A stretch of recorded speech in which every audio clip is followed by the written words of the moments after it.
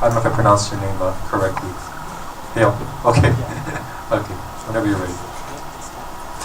Yes, I'm Michael Hale. I'll be running for House this season, and I'll be bringing this issue as much to the forefront as I can. I'm affected by this because I'm within the 1 mile zone, and so it means a lot to me for you guys to pass this. I moved in about 11 years ago, and I feel a little bit hoodwinked, to be honest. I came over fresh off the boat from mainland, bought in Leilani Estates, and I signed a disclosure, but the disclosure, there's a lot of things that didn't go over. And what I have here in front of me, which I'll be giving you guys a copy of, is my relocation request. And the form that you guys have, I had to use it. It says, I had it before 89, but I didn't. But since the time that I've moved in, many more drills have been put in. So that's one reason why it should be allowed. On the disclosure, they didn't really tell us how close we were. I didn't know that I was within 1 mile. I just knew it was somewhere in the community. The possibility of noxious fumes I didn't know about. And on that note, I have here the PGV website. Concentration in the last 5 minutes, 0.1 micrograms per cubic meter. That was just within the last 5 minutes. But that's an average, and I don't know, you guys know about statistics. Statistics lie. So 0.1 micrograms per cubic meter over 5 minutes could mean a lot of different things. Heavy wind blowing it by gets just a sampling of it, and then the rest of it's all gone. And then that since it's a heavy gas, it could fall to where I'm at is a valley inside Leilani Estates. So it's going to naturally fall to that valley. The noise disturbance over there, currently in the last 5 minutes, is 51 decibels, and that's an average as well. Sometimes it's big banging, and sometimes it's trucks backing up, but it's always a constant whirring of the fans, which has gotten louder. I'm certain of it. When I first got there, I thought it was the ocean, but I was a little embarrassed about that. Upon finding out, I went on the tour and found out that they're drilling, and the drills go down over 1.5 miles. I'm within 1 mile, so that's quite scary that they're directional drilling. Could be right under my house. Please summarize. Calling the complaint line does no good. I just call and then in the middle of the night sometimes. I appreciate the call back, but it's like, okay, thanks, he says. Now what? And I go, okay, is there anything we can do about it? No, drilling's going to stop in a few weeks. It's been a few weeks. Dizziness. I've been to the doctor twice in the last couple of years. Once to the emergency room and once to the doctor just asking about it. And I didn't realize that was one of the symptoms until recently. But it's a constant thing when I'm staying at my home. It's hard to get up sometimes in the morning. And then the dizziness when you get up out of bed. And when I'm not at home, I don't feel that. I'll leave it at that. Thank you. Thank you. Okay, our last testifier is Linda Lindsay, testifying in support of Bill 256. Yes, thank you. I likewise have major concerns about the current drilling that's occurring in my neighborhood.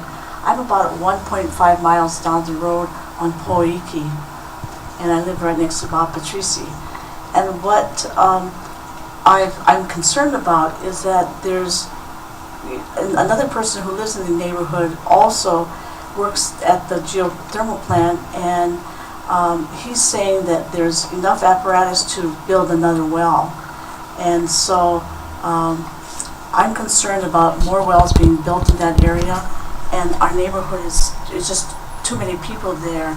And if there's a fallout, or if there's a problem at the plant.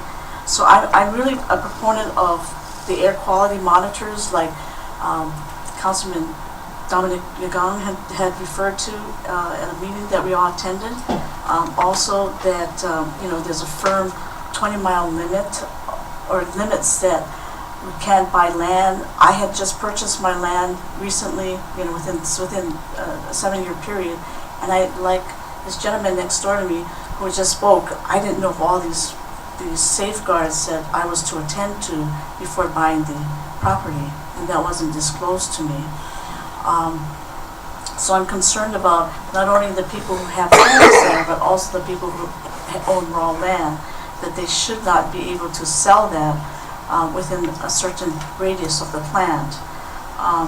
Also, what happened over time is that women who had breast cancer went across the nation looking at areas where people localized and having a lot of breast cancer, and so consequently I would like to see that kind of study. 1 in 4 women have breast cancer nowadays, and so I'm looking at what the health ramifications would be here. And what they did was they went door to door to all the residents in the neighborhood, and that I see as something that we should do, because we need to see what the increased risk has been over this period of time. Also, I would like an effective health study implemented, and something that us residents would be notified if there's any blowout, or if there's any change that's occurring in the plant with regard to air quality. I looked at the paper on May 11, 2012, and what was described here was, the emission controls and how much was detected. Because these monitors are not placed effectively to monitor correctly, I feel a strong need that needs to be changed immediately, so information can be reflected to the paper, as well as I think our residents should, with their monitors, give the paper the correct information regarding what's in the air, so that our voting public can actually respond accordingly with accurate information. As they say in our schools, no child left behind. So it is with our community that no resident is left behind. So mahalo, Chairman, Council Member Dominic Yagong, for your due diligence in attending to our public health matters and welfare, and coming to our meetings and taking an active stand in what should be done with the community and the Big Island at large. Thank you. Thank you for your testimony. We actually have 2 more testifiers on Communication 701. If I could call up Joyce Folena and Gregory Smith. They'll both be testifying to Communication 701.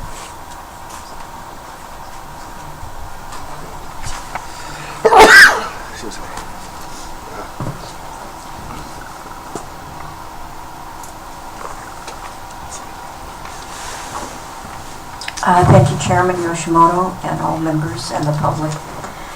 Yeah, I don't know very much about biodiesel, and I hope, I'm speaking in support of this Communication 701, I'm hoping that the toxicity resultant from this biodiesel plant will be at a very, very small minimum.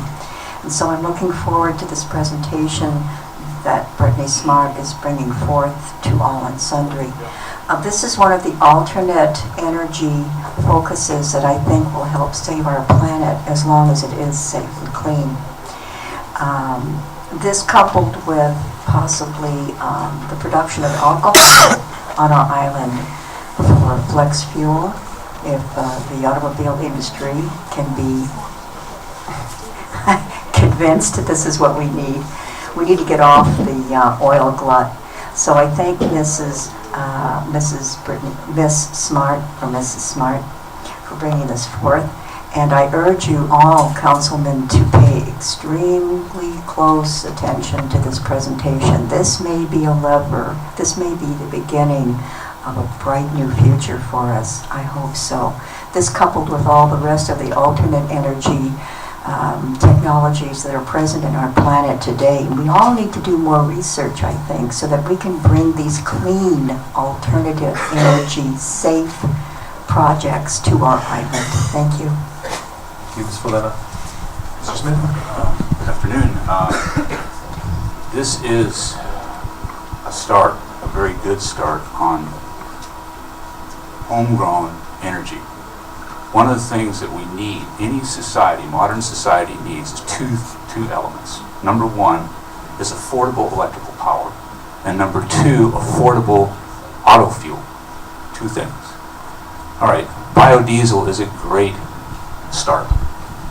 And just for historical information, Dr. Rudolf Diesel, who invented the diesel engine way back in 1884, I think it was, he experimented with fuels, everything from alcohol and oil mix and oils such as peanut, castor oil, and, oh gee whiz, hemp oil, and also oil that was pressed out of sorghum before it was ripened.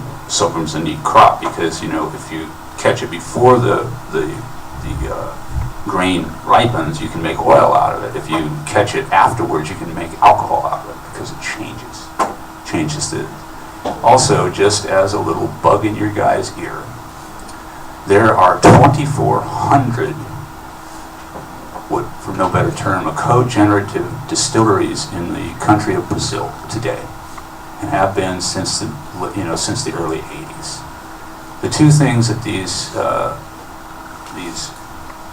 plants produce is, one, electrical energy, the same way that we used to do on this island by burning the gas, but they're doing in super clean modern boilers. Also, instead of making just molasses and sugar, they distill alcohol, millions upon millions of gallons of this a year. The reason they do this, of course, is because the oil companies do not have a monopoly in the country of Brazil. And at this time, they are in an economic revival. Millions of Brazilians are entering the middle class because they don't have a rapacious and, monopoly of energy in their country. In this island, we can have clean, homegrown energy. In fact, the Brazilians, the cultivation of the cane isn't, destroying the land. It actually builds soil to the rate of about 1 inch to 5 inches a year. They don't plow up the roots to make more sugar. They just crop the sugar cane about 12 to 14 months every year, and they don't replant except for maybe 8 or 10 years down the road. And their plants are virtually pollution-free. Something to think about. We don't need geothermal. Thank you. Okay, thank you for your testimony. We have one more testifier who signed up. Mr. Petricci, if you can come back up on Communications 701.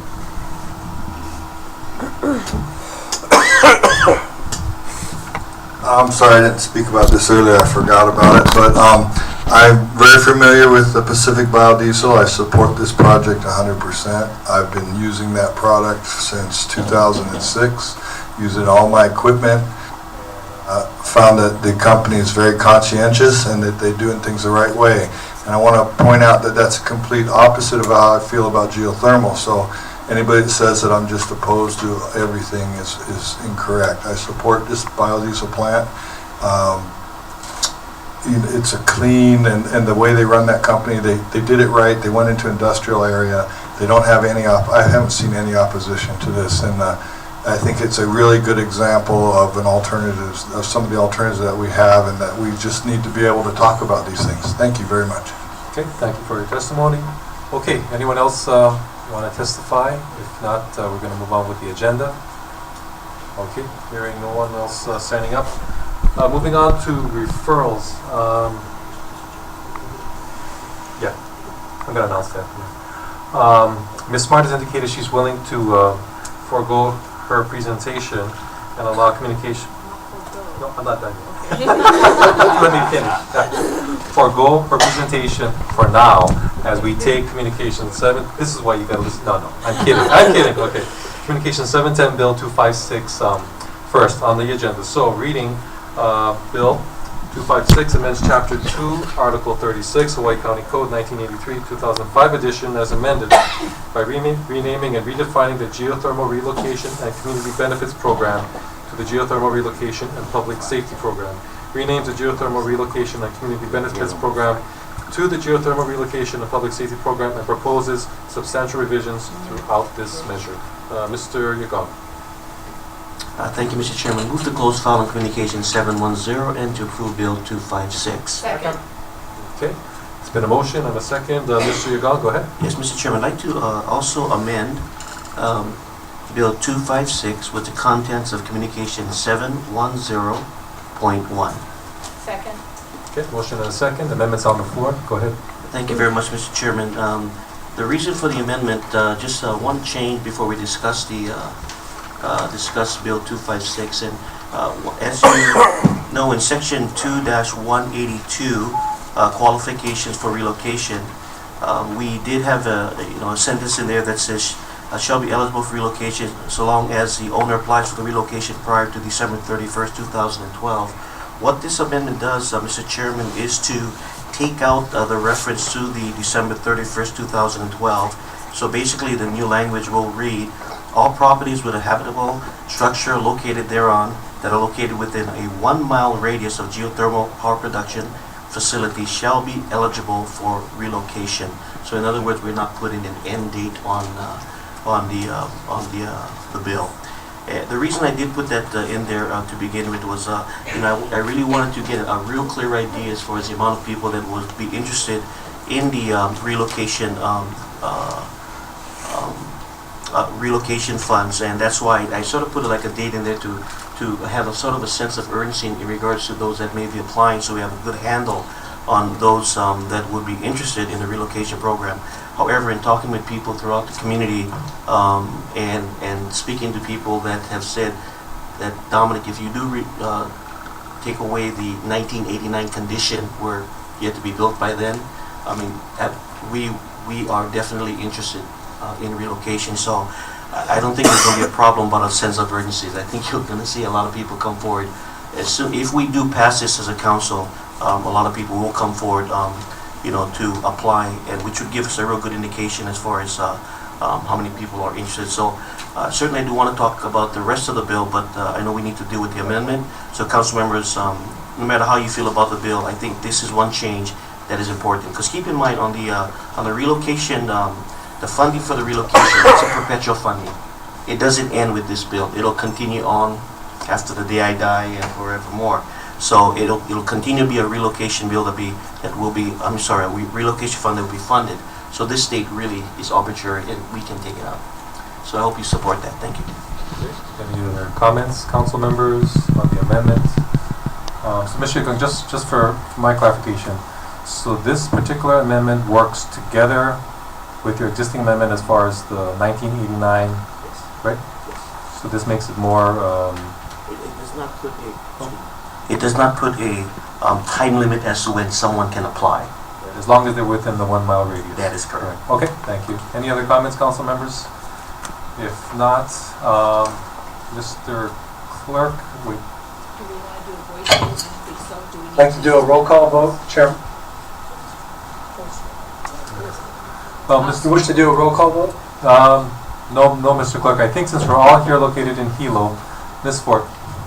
I move that we do a voice vote for this, and suspend the rules. Actually, I think in our committees, we can do the voice vote without the suspending the rules. Fine. We checked on that, so we can just go ahead. If there's no objections. Okay, all in favor of the amendment as indicated, say aye. Aye. Any opposed? Okay, unanimously voted in approval. Okay, back to the main motion as amended. Mr. Yagong. Thank you very much. I really appreciate Mr. Chairman, and thanks to all the people that testify, and also to those that spoke against the bill as well. I appreciate when people take the time and participate in the process. That's what it's all about, and I appreciate the respect that I saw today during this testimonial period. Thank you very much. The changes made to the relocation and community benefit funds are as follows. And one of the main things that we're trying to do here has been said over and over again, and that is making a distinction that this relocation fund was set up for a particular purpose. And by the way, the only purpose was for relocation, you know, using the geothermal royalties. Not set up for any other thing but just to do that. But in reading the relocation fund, one of the things that was very that jumped out at me was that the way the relocation fund worked was that if someone was relocated from the property, written into the rules would allow for the county to either put that home up for auction or to lease it out or to sell it. One of the things that I wanted to change with the bill was that if we were to have someone that would be relocated off the property, we do not want anyone else to be brought back onto the property. So that's one of the change here with the relocation fund, because you know, it doesn't make sense that if you're moving someone on because of a health purpose, why would we move someone back in? And I thought, you know, that is something that needed to be changed. So we certainly did change that. And the other thing, the real big change, I think, to this relocation fund is that we are taking out the condition of 1989. Now, I do understand why that was placed in there, but, you know, in going out to the public and going out to places like Lani Puna subdivision and talking with the people that are living adjacent to this property, and going out to Pahoa and listening to the testimony, what you heard was from people that actually moved in after 1989, and then you've heard that testimony here today. And you know, quite frankly, folks, the way I look at it, that if there's a problem of where people are concerned, and there's a fund that is set up to relocate, to me, 1989 or 1990 or 2001, it doesn't make a difference. The fund was set up to relocate people that feel that there's a concern in living in close proximity of the plant. We should do it, and that's one of the other big changes that we did. We took out that condition, but what we didn't change was we didn't change the radius. You know, one of the things that I didn't want to mess with the original intent of the bill was the radius of 1 mile. So we kept it at that. So that was a big change in regards to the relocation portion of this bill. The second part of the bill that's a change is the part where we did take out the community benefits and added public safety. Believe me, we had hours and hours of discussion, myself and staff, in regards to this as far as what we want to do with that. And it all boiled down to one thing, and that is what we continue to hear from the community, irregardless of whether you're for geothermal or against. There are some things that the people are saying needed to be done and should have been done, and that is to provide the community with the safety measures that they feel are lacking out there. And one of those things was, well, first of all, I put in there that we need to conduct the health studies. Over and over, people keep saying that we have a problem, and you know, until we get to that point of really conducting these health studies, it's going to be very difficult. It's all going to be, who are you going to believe? Well, let's do a real, you know, serious health study that gives us the answers once and for all. In terms of monitoring for the people out there, there have been many claims of, you know, monitoring not being located properly, whether you have enough monitors, whether it's placed in the right places. We have the funds. What we should do is we should get the type of monitoring equipment that would allow the people to have a peace of mind, number one, and allow them to collect information that will help everyone feel safer within the community. After the 1991 blowout, there was calls that, hey, there wasn't enough effort done in terms of trying to contact the people. And that's when the suggestion of robocalls made. And I sat in Pahoa, I thought to myself, I mean, that's automatic. We should have been doing that. You know, to have a process in place where we can actually call people if there's any leak or any blowout, but, you know, a way to alert the people. To me, that's automatic. And that's why what we wanted to do was say, look, the funds was dedicated for relocation. The funds was dedicated for the purpose of geothermal. We need to redirect that effort to do that. And especially being that the community came out in force telling us that they need these things in place. So that's what this does. Now, to those people that have come forward and said, you know, we need roads and we need public improvement, I agree with you. I mean, I remember from Ms Naole and Mr. Safarkas, council members, saying that we're underserved in Puna, we need the help. And you know what? You do. Absolutely. But that's why we do have the process of the capital improvement projects. That's why the process of having council members bring forth legislation that actually addresses these types of things. We do it all the time. And that's what we need to do with Puna. We need to support them with that. But in order to do that, you need a legislation. The question is, where's the legislation? Why hasn't there been legislation to address these concerns? There hasn't. And that's why you don't have the improvements. So what I say is, yes, you need to address these issues, but bring forth the necessary process and documentation that allows the council to support it. And I will give you my pledge that I will support that, but do it the proper way that everyone else does within the county of Hawaii, which is through that process. And I believe, and believe me, you will be served when you have that type of legislation coming forth to support your infrastructure needs. And let me just close with this, Mr. Chairman. I truly believe that in order for the community to heal over this issue, we as a government need to bring forth the type of legislation that addresses their concern. And that's why on June 6th, this council will again address the issue of the evacuation plan, where we're going to make it mandatory, should this council approve it, for the department to do that evacuation plan out in Puna. But that's what we need to do. We want to start healing this thing. We got to start taking tangible actions that addresses the concern of the people. They've spoken loud and clear. I say, let's listen. Thank you, Mr. Chairman. Thank you, Mr. Yagong. Mr. Hoffman? Yes, thank you, Mr. Chairman. Before I comment on the actual amendment, there are two technical issues I'd just like to have clarified. Can I question Mr. Yagong, please? Go ahead. Dominic, Section 2-180, funding, subparagraph 2 says, proceeds from the sale of properties purchased under this program. Why did you continue to include that particular subparagraph when up in 2-178 you crossed out sale? That's a good question. One of the things that we want to make sure is that if we are to relocate a family, for example, we want to make sure that that home becomes uninhabited so that it becomes sort of a buffer zone. And that land, that piece of property will be in county control. And when any type of land is in county control, the only way that you can dispose of that property is through this body, the Hawaii County Council. Either we sell it, we lease it, or whatever. So the only reason I left that in is this. If we do want to create a buffer zone, I wanted to leave the possibility open for a future council that they could take that property, not sell it for it to be inhabited, but to be able to possibly sell it back to PVG to make sure that that is a buffer zone. And I just wanted to leave that option for them so that, again, the whole idea is to create that buffer zone. Because, one of the things that came forth in the discussion of this was that, we're using geothermal funds to have someone leave the property. If we are able to have the possibility of selling that to someone that's not going to have anyone live on that, it'll give us an opportunity to relocate someone else.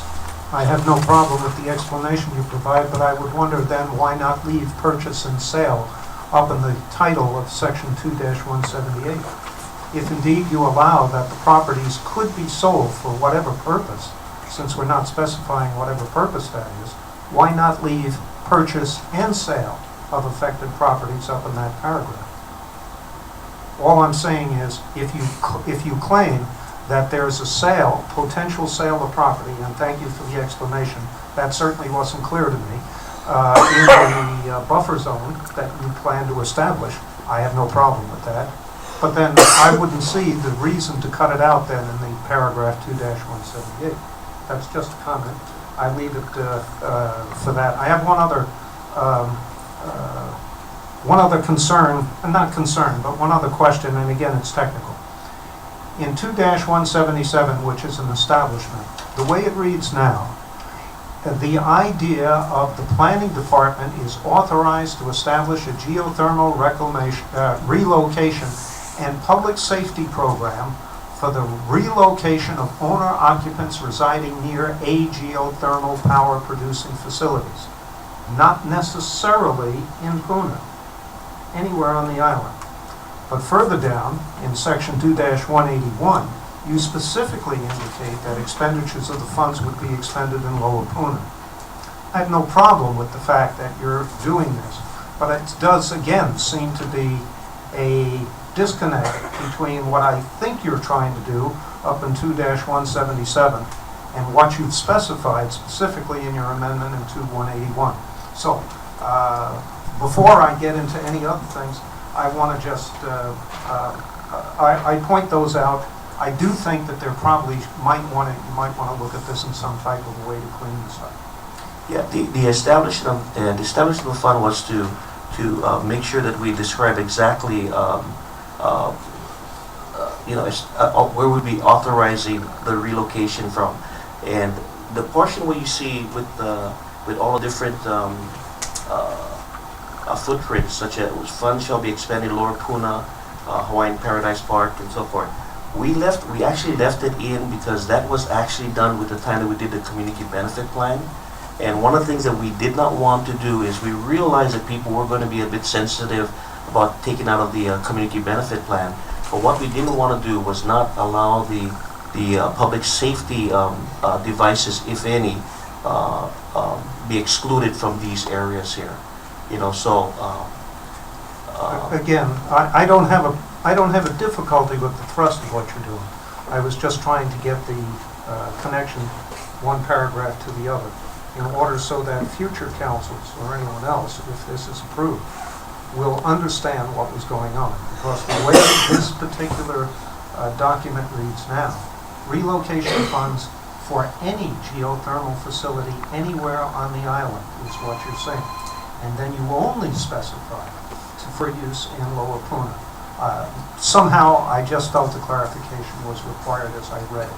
I leave it to you, since this is only committee, to determine if it does, regardless of what happens today, to make the appropriate amendments. Thank you. Thank you, Mr. Hoffman. Ms. Smart? Thank you, and thank you, Pete, because that was going to be something I pointed out as well, Mr. Yagong. And I understand where you're going, especially since we have heard recent newspaper articles regarding possible additional geothermal wells in the Puna area. Perhaps one way to address this is to reword in the sense that any funds collected would work within a certain radius of whatever geothermal facility. Because I think what Mr. Hoffman is trying to get at, if there is talk of a geothermal facility on West Hawaii and funds are collected and put into this fund, and then they can only be expended in Puna, there seems to be a different sense of unfairness there. I would think that if a geothermal were to move forward in Kona and funds would be collected, those funds for that facility should be used in the Kona area. Now, please don't get me wrong, I'm not advocating for that. I am just saying the way I read it, and I think the way Mr. Hoffman is reading it, that is our impression. So I concur with Mr. Hoffman on tweaking that a little bit. I do have a couple questions for you in terms of consistency, and that is where you say public safety. I see public safety throughout here a number of times, except in section 2-181, number 5, you say expenditures relating to public health and safety. So I was just wondering if there's... Sorry, what section was that again? Section 2-181, number 5, and the first line, it says expenditures relating to public health and safety. And since I think a number of your issues are really addressing public health and safety, instead of just saying public safety everywhere else in this measure, to perhaps go back and correct every instance to say public health and safety, because I think that really is truly what you are trying to accomplish here. Let me see a couple of my notes. I don't know if you want to respond to that. That was just kind of a suggestion, I guess. I would like to ask a question under section 2-178. Purchase of affected properties. You added the line, properties purchased under this section shall be held uninhabited by the county to create a public health and safety. Okay, you use public health and safety there as well. My question is, how is that going to be enforced? Are we going to,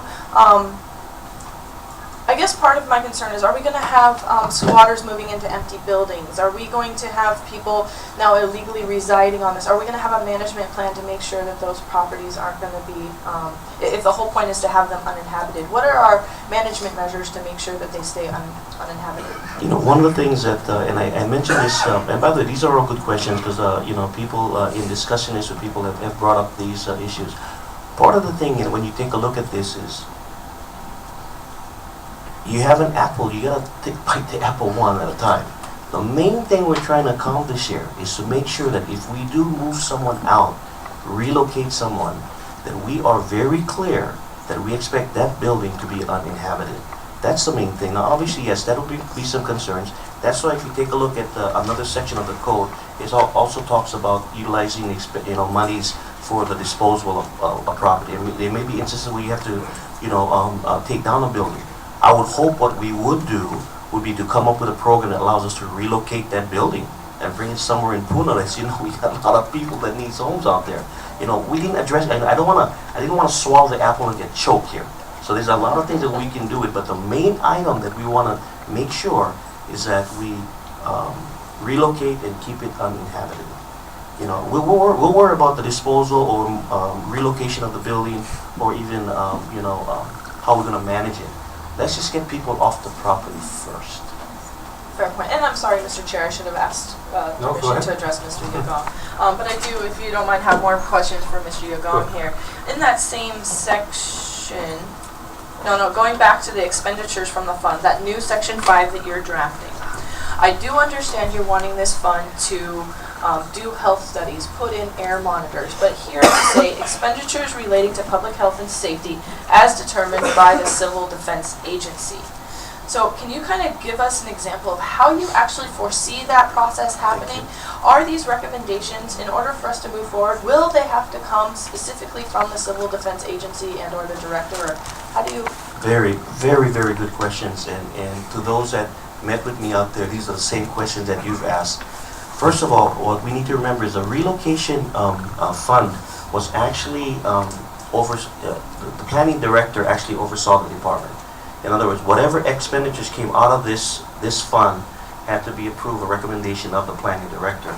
The way this is set up is the planning director will continue to take care of the relocations section.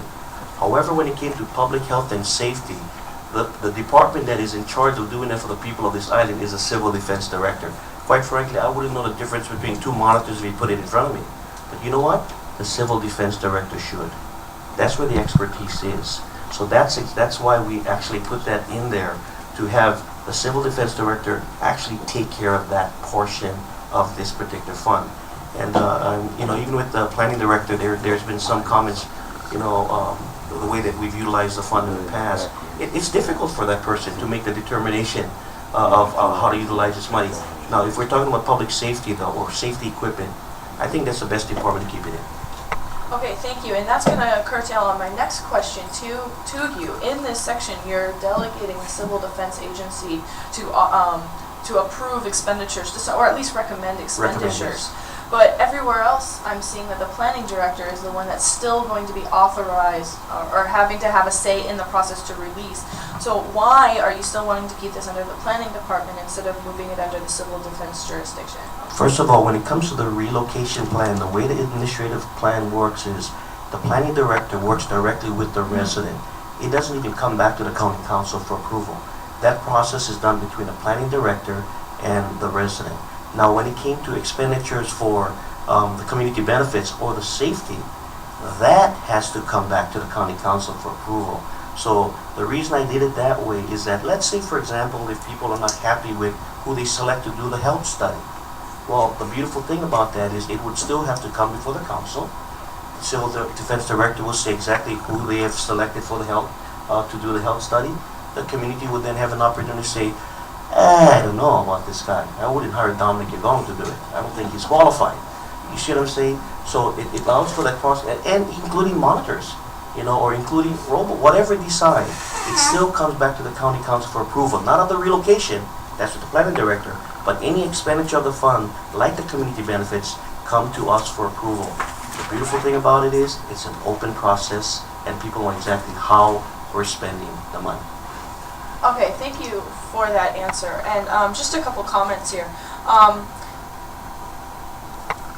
I was not surprised to see this come forward, and thank you for putting it. Thank you for putting it forward, Mr. Yagong. And I think we actually saw a very heated but productive number of meetings here, and I understand that tensions are high. There's been a lot of frustration and moving this forward. And please, residents, please understand the limit of our capabilities in terms of this jurisdiction. And we will try and address the concerns at the level we can. We can't do everything. And while I've heard statements that this is a pro-geothermal movement, I don't see it, or the bill, I don't see it that way. I see this as a bill that is dealing with the situation that we have on the ground now. Whether you like geothermal, whether you're against geothermal, that is irrelevant at this point. This is not trying to get away with it, it's not trying to support it, it's not trying to expand it, it is trying to deal with the situation we have on the ground now, and I think that's really important. What I like about the public hearings that we have had is, to some extent, we have a little bit of a complaining attitude in our recent generations, where people like to complain a lot, and that is not what I'm seeing with the testifying that's coming up to us recently. We actually have residents that have specific demands. They have done some research and they just want help backing up and doing more official components to say, hey, all we have right now is our observations. We want the official studies. Now I know this may come across wrong. I'm still not sure on where I stand with geothermal, because I think if done properly, it could be good. I still have to do a lot of research on my own. If done properly, it could be good. What I think is evident here today and in the past is that what has been happening in Puna has not been happening properly. And I think it is extremely important to move forward with the official health studies, making sure the monitors are at the proper levels, and I think that these are very reasonable requests and should be supported. One concern I have with this movement is if we take away the community benefits package, and council members, as you know, I've been pushing for a KAU office very hard for the last 18 months. And if we make this change, there's not going to be a Pahoa office anymore. And look how many people we have still even sitting in Pahoa right now that came forward to us to testify and are listening to us here. So with the move that we did with the please a little bit of leniency, Mr. Chair. We did have that authorization of the computer, so I have already started working on a budget amendment to take the $20,000 that is in the next year's budget and put it towards the Pahoa office. Don't talk about the budget. Okay, I apologize. So one of my concerns on moving this is the fact that the office would be removed. I think it is an extremely important aspect to allow the public to interface with us, and to take that capabilities away would make this decision very tough for me. So I'm not talking about the budget.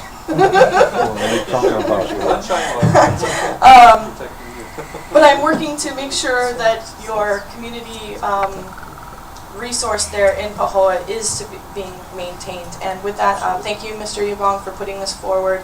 I appreciate it. I will be supporting it at this time, but I also look forward to some amendments for some clarification that you may bring next time. Thank you. Thank you. Pete, you still have your light on. Did you want to? Okay, wait. Actually, I'd like to take Ms. Ford, then Mr. Inishi, Mr. Blas, and then Ms. Ford. Thank you, Mr. Chairman. I agree with all the suggestions made by Mr. Hoffman and by Ms. Smart.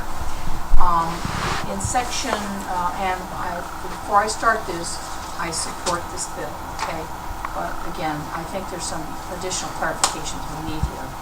In section 178, I think it was appropriate to say purchase or lease, because it may be a lease to, say, Puna Geothermal, rather than just a sale or something like that. I do have a problem in 178. This is an historic problem. It says, notwithstanding any other provision of this code, the planning director is hereby authorized to purchase the affected properties. Last I checked, it's the finance director who actually buys the properties through that department. So I'd like to ask Ms. Leithead-Todd to come up. I'm a little confused about this one. I don't think Ms. Leithead-Todd does the purchasing.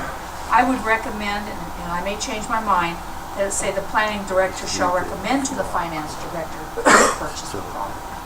It may be a picky thing, but I just want to make sure we're right. I'm sorry, sometimes. Mr. Hoffman, behave yourself. Yes. Yes, we'll deal with him later. Yes, Ms. Ford. Ms. Leithead-Todd, in that section 178, it says the planning director is hereby authorized to purchase. Should that be more properly stated that the planning director shall recommend to the finance director to purchase?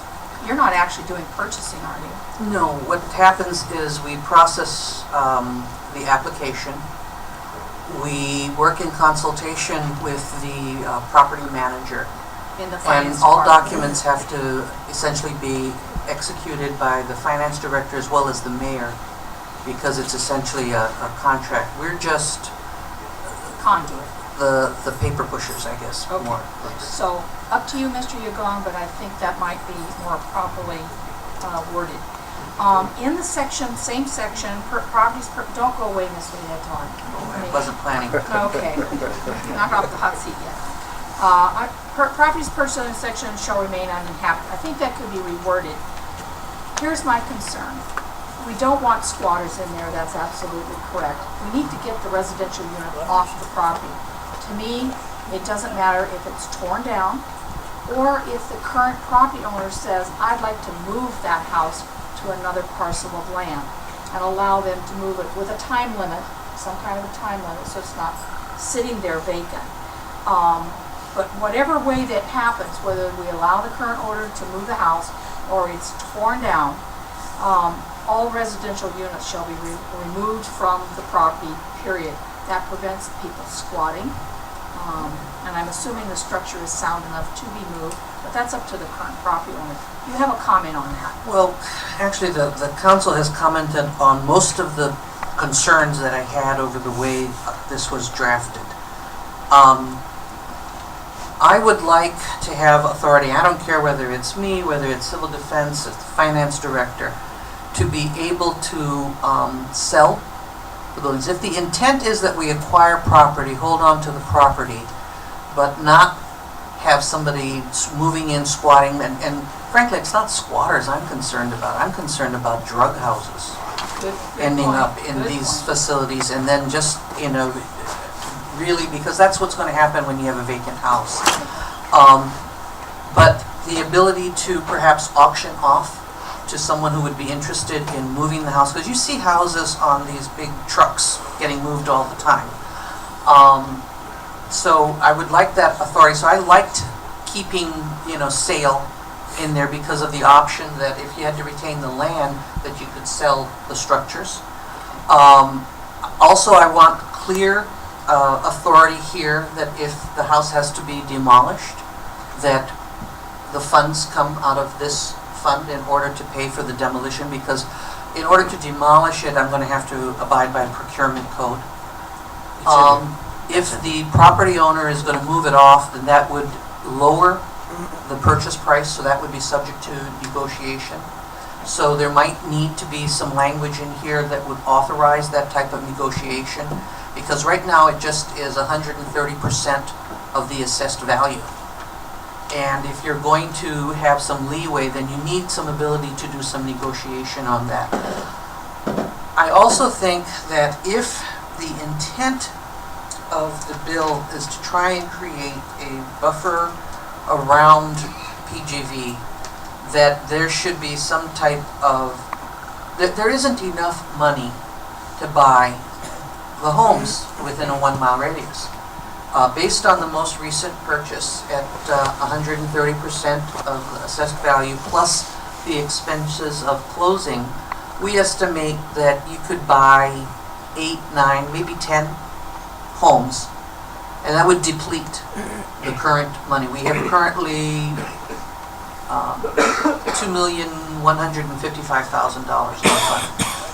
Bobbie, we were told 3.7 million, so could we check on that, this finance here?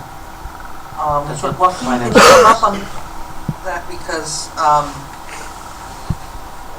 Ford, are you going to relinquish it? That No, I includes think those that was numbers. based on what we saw available after there were funds that were already encumbered but not expended yet. Because there may be a total amount there, but some of it's already encumbered for specific purposes under existing action of the county council. The other issue I had is that, what's a priority in terms of expenditure? Is the priority the relocation? Is the priority going to be the public health and safety issues, that the health monitoring? Because if let's say I have 12 people come in, I currently have 3 applications that I think under current law do not necessarily qualify because the purchase of the properties and houses occur after '89. But I assume that this gets out there, more come in. If I have 15 applications, is it first come, first serve, or is it homes in closest proximity to PGV? If I've got a home that borders PGV, but I got another house that's a mile away, should there be a priority list? And so those are some of the, do I make those rules up, or is it in the bill? Because it seemed to me that it should have some kind of thing. The other one thing that I would want is if somebody has already been in this program and had a house purchased and relocated, that they not be eligible for this. In other words, if they already said, it's bugging me, it's a problem, the health is affected, relocate me, and then they came back and bought another parcel in this area within a 1-mile radius and built another house, they should go to the bottom of the list or possibly not qualify, because if they've been in the program once. And nobody has done that. But I'm just saying that with a market that is down and a purchase at 130%, an enterprising person could go and purchase a house, right? Or put up a house, then come in and say, I want 130% of value. They could build another house on another, because there's nothing in here that limits it.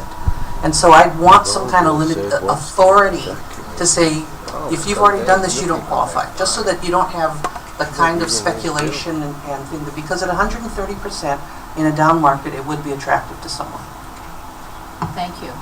A couple more questions and I'll let you. I agree that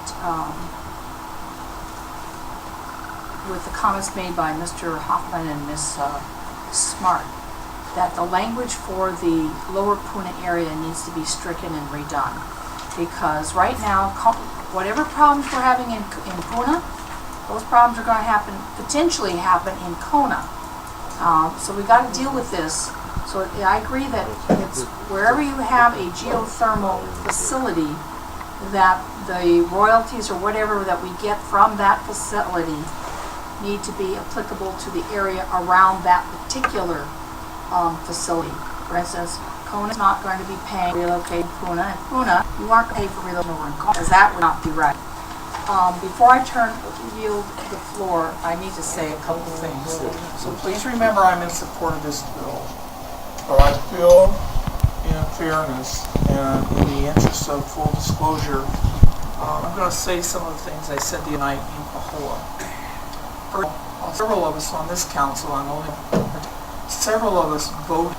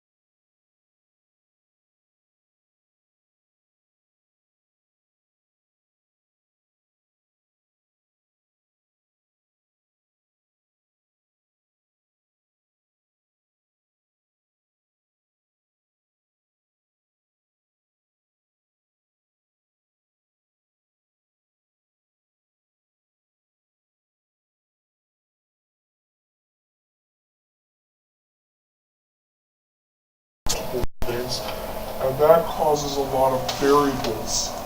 And it'll take many years, minimum 2 to 5 years for my experts to do the health studies and know what's going on.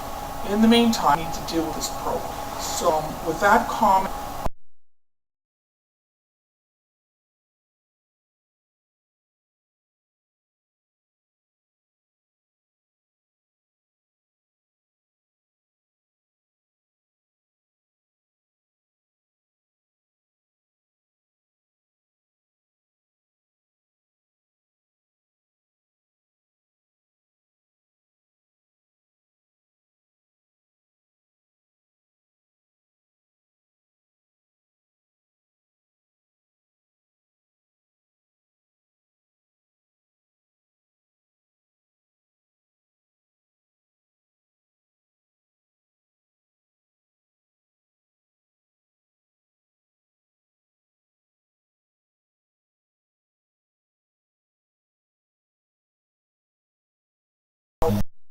job and no infrastructure is very where the previous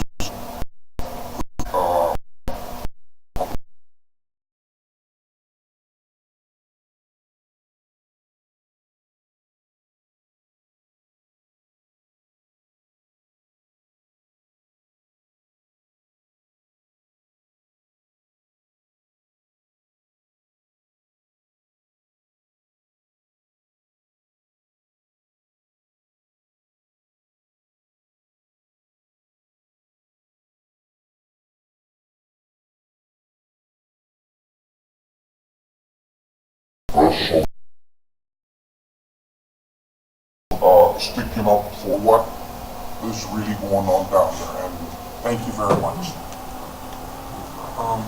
Mr.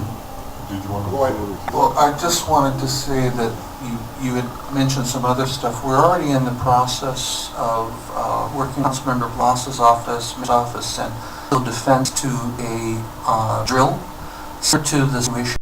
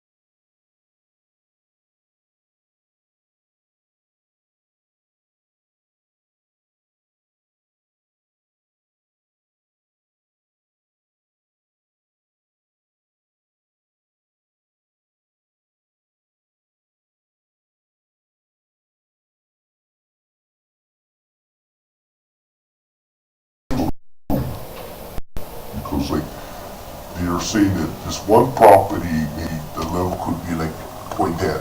If you go to the next property right next, it might be 0.6 because of the wind is. It's like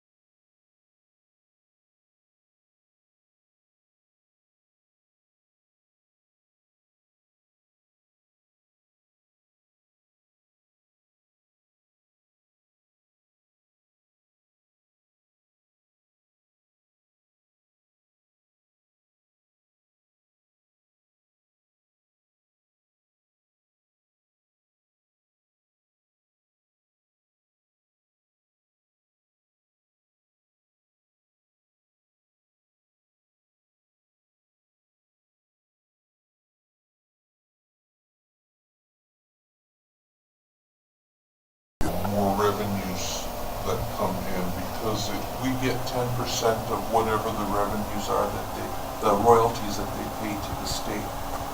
You know, if I'm not mistaken, wasn't there a Puna geothermal asset fund also? The asset fund is $50,000 a year, but it's governed by the rules under the geothermal resource permit, and it has limited purposes, and the council doesn't have the authority to amend the conditions of the permit. What you did have authority over was the royalty fund, because that's not pursuant to the permit. The asset fund was intended for things like relocation, mitigation, damages. If people were to claim, let's say, that crops, buildings, they had to move. And then there are specific conditions in the permit that also says people have a right to petition the permittee, which is now currently ORMAT PGV, that if they've got to move, if they're unable to go to work, that they can put in, they have to provide verification of that, and then they can get reimbursed by PGV for those expenses. And it's limited, I think, to $150 a day or something like that. No, because I was thinking that there's more funds available, not just the funds that we have. And I was thinking that, isn't it possible that we could use some of the funds to buy some of the safety equipment they're talking about? It was not possible at all. I have to go back and double check on the specific language in the permit that set up the asset fund. It's possible that some of that could be used for relocation. It's possible that could also be used for health and safety. Or, you could use it for what it allows and then use the royalty fund for the other things. There's different ways to tackle it. Because like I said, I don't oppose the bill. It's just that I think there's other ways of looking at it. And I don't really see why we need to get rid of the community benefits, because no matter what, we're going to take care of the relocation first. Isn't that first priority about it? That should be the first priority, but one of the conditions of the permit is the permittee is also required to carry a minimum $25 million per occurrence insurance policy to pay for mitigation or damages that occur to people as a result of any incident. My feeling is that the council, if we're going to do any community benefits, it has to clear us. So, we're the control over check and balance ourselves. Like, if they wanted to build more roads and so forth, the council has to approve. So, I'm sure that public safety is always first, so the relocation is going to be number one. And what I don't want is, after a while, if the funds are building up again, I don't see why the community cannot benefit. And so I really believe that we shouldn't take this out. I don't see anything wrong with what Mr. Yagong has stated. It's good ideas, but I don't think the community benefit should be taken out. Because I think there's other avenues to look at it. And you know what? All the guys didn't think I was listening. I was upstairs listening to the thing going on. And what's stuck in my mind is, they keep saying 1 mile, and if you live 3 miles away, you still get the effect. I know it's not a good word, Dominic, but maybe we have to expand the radius a little. But that's not my bill, it's your bill. And but like I said, I do have a problem. I'd like to see community benefit left in, most of the things left in, but I don't disagree with your amendments that you make, and I think it's all right. I think we, the council ourselves, control whatever the improvements we're going to make. So we can, if we don't have the money, we're not going to approve it. And like I stated before, relocation is number one, and we're going to spend most of the money on relocation first before we do anything else. So thank you. Okay, thank you, Mr. Ikeda. Mr. Hoffman. Thank you, Mr. Chairman. A couple of comments first before I give my conclusions, or at least what I see at the moment. I'm glad one of the testifiers brought up the interesting issue of the Democratic Convention and the issue that was raised and somehow was considered by the media as having passed. Now, without trying to get into politics, I certainly would have never voted for that, so I don't know why the media might have misread that, but that was, and the other thing that got me, quite frankly, council colleagues, is I have a sort of retraction. I think someone should make that point. Number two, I'm glad Ms. Ford brought up the issue of how we got here in the first place with community benefits on the Geothermal Fund. I was part of the council. By the way, I think 5 or 6 of us were part of the council at the time who passed that particular resolution on the urging of Ms. Naole, the council woman at that time. But by the way, folks, I didn't see or hear a huge amount of testimony coming back disagreeing with us.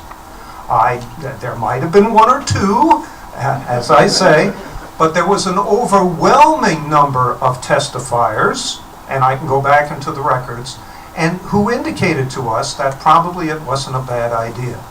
So we went ahead and we passed that, with administration approval, by the way. So we weren't doing anything nefarious, and we weren't trying to steal money, or we weren't trying to change the parameters. We were trying to address what we felt were competent issues that were raised by the Puna community at the time. I'm not feeling defensive about this because I don't think we made a bad decision. What I do say is that if there is a change of attitude at this time, that's perfectly okay too.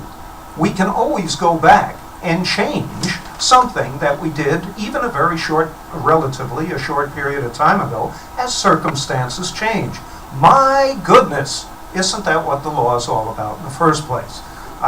You weren't here this morning when I was expounding on amendments to the operating budget.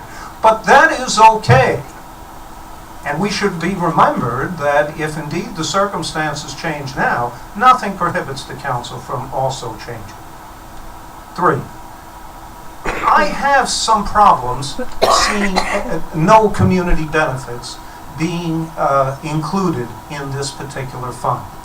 Maybe there are some ways of doing it, like Mr. Ikeda, and I think like Ms. Smart pointed out, I'm not opposed to seeing some community benefits. The way I understand Mr. Yagong's amendment being read now, it is very exclusive, public health and safety, as I read it. Now, if I had to choose between infrastructure and public health and safety, I've got to come down with public health and safety. Clearly, that's what we should be doing.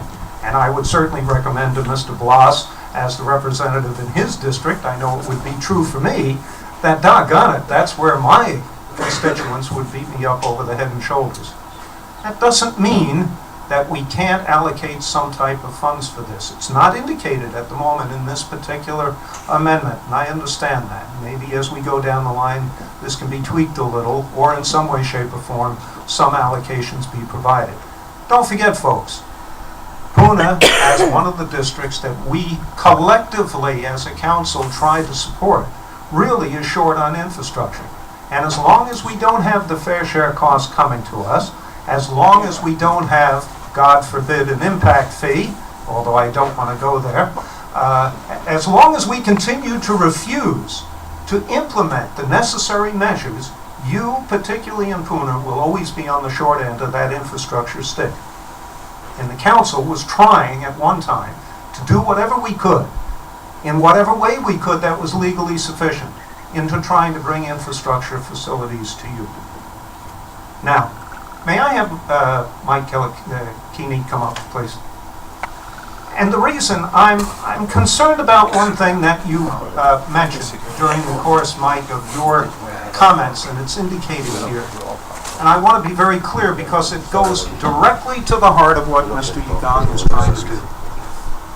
You stated, since 1991, PGV has drilled 7 additional wells without incident, following a much more stringent mandatory drilling safety program.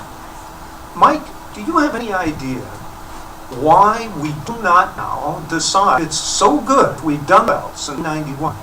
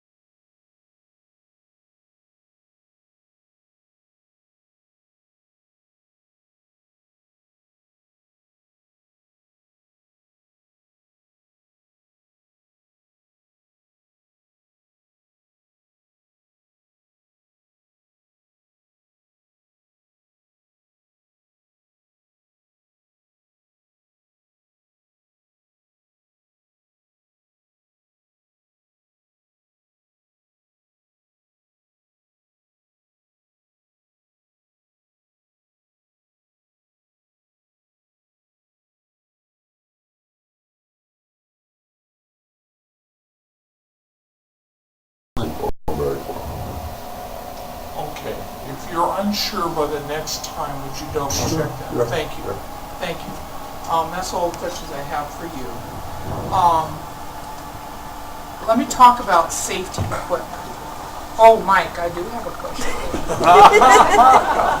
Do your employees wear personal protection equipment when they're working there at the site? Yes, we comply by all OSHA regulations for personal protective equipment. What kind of protective equipment do they wear? On a regular basis, starting from the toes, steel toe shoes, and the trousers are flame retardant, long sleeve, flame retardant, shirts, hard hat, safety glasses, hearing protection where needed, and How about a mask? we train in the use of self-contained breathing apparatus. Okay, in case there's an accident of some In kind. case there's an incident that we need to respond to. Okay, all right, thank you. That really is the last question for you at this moment in time. Thank you. Okay, let me talk about monitors. I have no expertise in monitors. So whether it's a Jerome monitor or an XYZ monitor, I have no expertise. But I did discuss this specifically with the Civil Defense Director. And also I discussed it with my physicist mentor. We want to make sure that whatever monitors we get, they're not just a one gas type thing. We want to be able to let you know what else is going on. So whether, I don't know if the Jerome monitor is hydrogen sulfide, doesn't matter. We're going to get the right information to the Civil Defense Administrator, and then we will take care of whatever it is we needed. Let me just make a personal comment though. I personally think that if you're within the 1 mile, maybe 2 miles, maybe even 3 mile radius, you need to have a monitor. Having the fire department drive around after an event has happened to test the air is insufficient in my opinion, okay? That's me personally. So I'm not going for that. Secondly, we're going to have an ongoing problem here. One of the things I'm hearing is people buy their land and they're not getting told the proximity to the plant. It seems to me that we need to require by law, maybe this bill, maybe another bill, a disclosure from your real estate agent saying you are X point whatever miles from this plant, and here's some of the events that have happened. It's not that I want to make more work for the real estate agents and brokers because they have their work cut out for them. But why should we allow, without disclosure, more people to move into this area than within the 1 mile or 2 mile and buy a home and then go, all of a sudden, oh my gosh, my kids are sick, assuming that's correct. I don't know if it is right now because we don't have any scientific studies. That's another issue. But it seems to me we need to stop this from going on, and perhaps we need to require real estate disclosure so that anybody who buys the land is going to be notified, so we don't keep perpetuating this problem at 130% of relocation expenses. So I think we need to think about that, and I will think about it over the next couple of weeks. That would certainly slow the problem, if not stop future problems. Regarding personal protection equipment for the residents, if there's an incident that the PGV employees have to respond to, people within 1 mile, once they get the robocall, what are they going to do? You know, and I think we need to consider that. For me, at this point in time, with the minimal knowledge we have right now, without all these health studies being done, it seems to me that the first thing we've got to do is public health and safety. We've got to get those studies started. They're going to take a long time. We've got to get them started. We need the monitors out wherever we need to have them out. And then you choose where you're going to put it. 6 feet, 1 foot, 2 inches, whatever. You know, you do your thing with that. And I've talked to the Civil Defense Administrator about that kind of stuff. But we don't have enough information at this moment in time to be able to say, it's this. Okay. And that will come. I'm glad to hear the Civil Defense Administrator is going to have a trial, or what do they call it? A trial evacuation, just so everybody knows what they're doing. The drill. Please remember that a drill is not meant to be perfect. A drill is to find the pukas in the plan, and then you go back and you fix the pukas in the plan. So even if there is a drill, we're going to find problems, because there isn't anything that's perfect. And that's the point. It's not about covering up the pukas, it's let's get them fixed so that if the real event happens, we're not going to be in a big problem. So with those comments, I'm going to yield the floor, much as I reluctantly do so because Mr. Hoffman is going to talk again. But I am, thank you. Okay, I don't know who's next. Mr. Hoffman? Just one comment, Mr. Chairman, thank you, and it is a resounding success that we've managed to have Ms. Ford not say anything else. Thank you. I just wanted for the public and for my own edification. You're out of order, sir. I'm not opposed to geothermal. Please understand. I don't know enough about it, perhaps, and I will continue to the best of my ability to learn as much as possible as we move on. But I don't have the experience, the history that I think many in this audience would be. If I were living a mile away from the PGV plant, I probably would be sitting out there screaming and yelling as you are. I understand that. Somewhere along the line, I think the governor is correct. We need to address our energy issues. I am not certain that geothermal is the only answer. I'm not certain it's the best answer. I do think it's one part of the solution. Now, how we manage that is really what we're about. And so, as we look at it in that framework, what Mr. Yagong is trying to do here is just one aspect of this particular problem. So I just wanted to clarify that in case anyone walked away with the wrong impression. Thank you. Mr. Yagong, followed by Ms. Oh, excuse me. Well, Ms. Smart, were you before? Okay. Ms. Smart, I saw Mr. Ikeda go on too. Okay, go ahead, Ms. Smart. For how much you talk, I think it's a nice gesture for you to do that. Thank you, Mr. Hoffman. I think you actually much more eloquently stated the position I maybe stumbled on earlier that I was trying to put forward about my stance on geothermal, so thank you for that. While we've been sitting here, and I hope audience members, you stay for the next presentation. I know we're wanting to get to that, at least I am, so I hope you stay since you've wasted your afternoon anyway. Mr. Yagong, I do have a question for you, and as I've been listening to the planning director talk about a drill, talking about the civil defense administrator putting forward recommendations, and the fact that we're removing infrastructure, while I realize the money is going to the state, when we're talking public health and safety, and we're talking about plugging the holes in the evacuation plan. Remember, folks, I did live in Puna for a few years, and I know what that traffic's like, and I know what that infrastructure is like. If, Mr. Yagong, this question is for you. I'm still listening. Okay. Sorry, I know you're still listening, but if one of the biggest pukas in the emergency evacuation plan has to do with infrastructure, are we prohibiting ourselves from being able to fix that? Realizing some of it may be state highways, but knowing the traffic situation in that area, would we be limiting ourselves from being able to use this fund to address a critical aspect of the evacuation plan, traffic or other infrastructure problems that may be, by making this change? Can I answer that, Mr. Chairman? Go ahead. Ms. Smart, it begins with the plan. I mean, you know, you can think of all the things that needs to be done, but it begins with doing a comprehensive plan. And what I was asking my staff back there was asking them when that I believe it's June 6th that it's going to come forward. But that's what that evacuation plan, the legislation I'm putting forward does. It says do the collaboration between the state civil defense, as well as police and fire and public works and parks and recreation, because you need to put all of that together so you can determine the ultimate cost.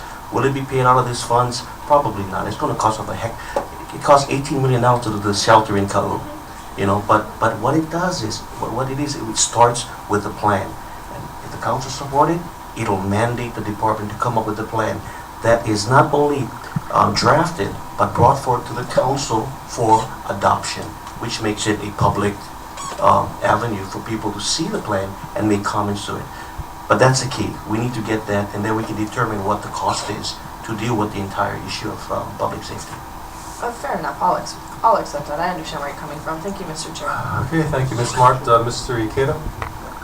Yes, you know, I hope that the maker will put back the community benefits because this is a self-replenishing fund, and I understand that relocation of the residents within 1 mile radius is very serious, and that should be considered first as well as measure. But I really believe that although we don't know, we might not benefit for 1 year.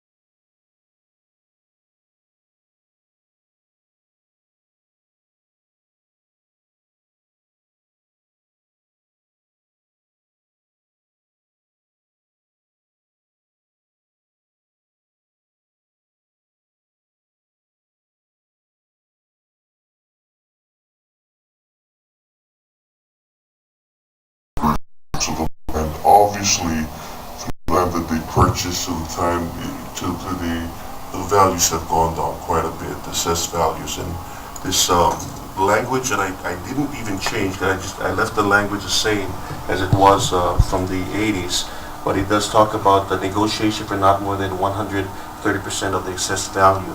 And as we all know, the value is really low. So I really want to give you that flexibility, Ms. Leithead-Todd, to be able to negotiate, a fair and equitable, solution to some of these folks, because, not only has their value gone down, but yet they have put a lot into the property as well, obviously investing over the years. So if you can suggest to my office, Ms. Leithead-Todd, possible language that would allow you to have that flexibility to come up with a fair and equitable assessment value for the residents, I think that would be very, very helpful, because I want to support those folks and not have them leave and end up being such a big hole that they're not going to leave and then keep their health and safety in jeopardy if they feel that way. So I'd appreciate that, Ms. Leithead-Todd. With that, Mr. Chairman, I think we're all done. Thank you. Oh, you, except for you. Yes, thank you, sir.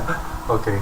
I'm not going to try and take up too much time, but I'm going to say that I heard a lot of good thoughts today. I think, Pete and Brittany and Brenda and everyone brought up some really good points, and I think I agree with most of them. I'll just touch on a few highlights. I think Pete's point about the language, I think, is well taken.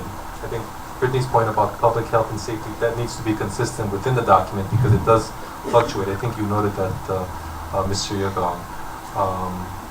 I also appreciate the history, because for us, while we were here, we were not directly involved as far as the council back, in the late 80s and early 90s. So it's important for us to remember where we've been, where we are today, and of course where we want to go tomorrow. I think this is a great opportunity for us to help make things right. I think public health and safety is the of utmost importance at this time. I do also think, though, that the community benefits portion, I think, is also an important facet that should be kept in some way. And how we can do that, I think, council members, is to give some guidance to the planning director as far as how to make the determination of the relocation of residents. In other words, we heard her mentioning here today that it would be helpful rather than, so they have some sort of criteria. And I think we as a body, we can do that so it's clear, people know what to expect, people know how to apply and set forth those kind of things. Mr. Yagong is right, this is a start. At the same time, I think, the kind of points that were brought up today are very important. So I think we can do both. We can have the public health and safety be the focus, but also keep the community benefits portion, because, like Ms. Mark brought up, I think it might become an issue. It allows that flexibility. But along with that, when we set the criteria, then the people can understand and recognize, how the county will be making its determination. And I think I'd rather have it here at council rather than in admin rules, because I think here the process can be probably vetted or discussed better. So I support the bill right now, but I would also like to see those changes come forward. I think we've had a really good discussion, and hopefully that'll close the discussion. Any further discussion? No? Okay. Let's see. Mr. Clerk, can you do a roll call vote, please? Yes, sir. Mr. Blas? No. Ms. Ford. Aye. Mr. Hoffman. Aye. Mr. Ikeda. No. Mr. Inishi. No. Ms. Smart. Aye. Mr. Yagong. Aye. Chair Yoshimoto. Got a little twice. Chair Yoshimoto, you have 5 ayes. Okay, measure passes up to council with a positive recommendation. Ms. Smart, I'm going to read into the record the next item on the agenda. Ms. Ford, need a break? Oh, yeah. Okay. I was gonna say we could read it in and set up the presentation, or we could take a recess now. It doesn't matter which one. That's good. I couldn't hear both of you. What was that? Mr. Yoshimoto. What's that? I have some people from for the planning meeting. It's supposed to have started at 2 o'clock. And is it possible we can just take 1 or 2 out of order? No. Or go to planning for 1 or 2? We have to stop this meeting, recess this meeting. Yes, I got no problem. Let's talk to Mr. Hoffman. Your planning committee is scheduled for 2 o'clock for 2 hours overboard. Yes, as we discussed before, I understand there are now 2 applicants that are bowing out of the planning. You mean they're not meeting. going to? They're not going to come. One because of a sudden death in the family, another one because of person had to be at work at 4 o'clock. I'm open. I understand the problem and the difficulty, but anything we do is going to delay some people. I am not opposed to you continuing the meeting and we move on. Mr. Ikeda, you mentioned. Are they here? Do they have time constraints? I hope he's still here. Well, you have your presentation. Mr. Craig was here. He wanted to testify. We'll talk about it. Oh, he left. I'll read this into the record and then we'll take a recess. Communication 701, presentation by General Long, Fuel Sales Manager, Pacific Northwest regarding the new Big Island biodiesel plan. From Councilmember Brittany Smart, dated April 26, 2012, stating that the presentation will be made by Ms. Long regarding the new Big Island biodiesel plan that is scheduled to open on July 2nd, 2012 in Shipman Park. Ms. Smart. Move to accept presentation and close file on communication 701. Second. Okay, motion is made. We're going to be in a 5-minute recess.